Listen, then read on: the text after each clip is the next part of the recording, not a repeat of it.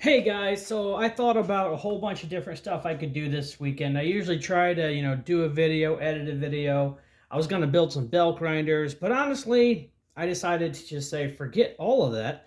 I'm just going to build stuff that's going to help me take my game to the next level. So that's what I did. Now, I know you can buy these, but why would I buy it when I love building stuff? So basically, I'll break it down for you. Got a bolt here and here. So basically, depending if I had a weird shaped object that I'm trying to, put this rest up against, and I've got a couple of them, I can rotate just about wherever I want to go with it. And then this goes up and down. So I'll bring it right down here. I'll lock this one in place.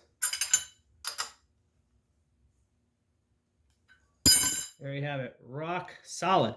So this is half 13 all thread. This is a half 13 collar jam nut. This is a spacer for the BA shredder. I drilled the hole out to 1/2 inch because the half 13 is what goes into the T-nuts down below. Half 13 bolt. This was a leftover piece from a BA shredder. There was once upon a time I ordered a set of bolts that was not the right length.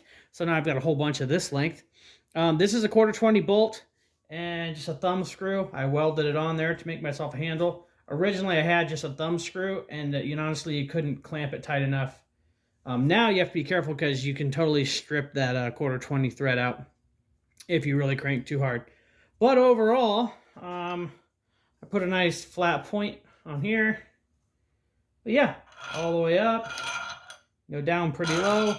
So basically, no matter what I'm machining, even if it has some weird angle and I need to put the stop out here or here, I've got lots of range. I've got height adjustability. I've wanted one of these for a really long time, and I've just been making do with, all kinds of hodgepodge stuff.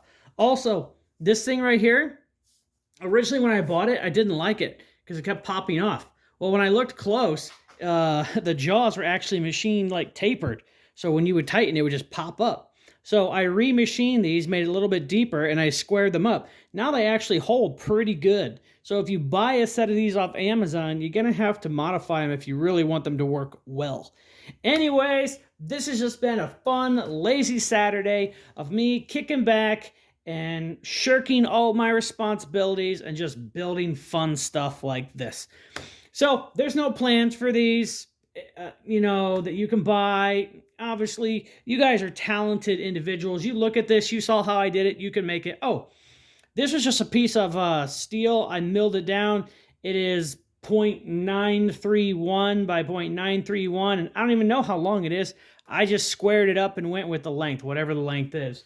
I'll quick measure here, in case you guys want to recreate this, give you all the info. 1.957 long. So that's basically height-wise. I don't know if I have enough here. Yeah, I do. 7.5 inches of all thread. This is a 3-inch half 13 bolt. So anyways, thanks for watching, guys. I hope you enjoyed this as much as I did. Probably not, because it's way more fun to make stuff yourself. But I hope this will inspire you if you got some random stuff lying around in your shop, this is something that is definitely worth the time. And it's gonna serve you for a lot of years. A lot of these have little teeny tiny bars. I wanted it at least 1/2 inch. You want something solid. You could go bigger. Anyways, see you next time, guys. Don't forget to like, subscribe, and share this with your friends who have milling machines who might also find this helpful.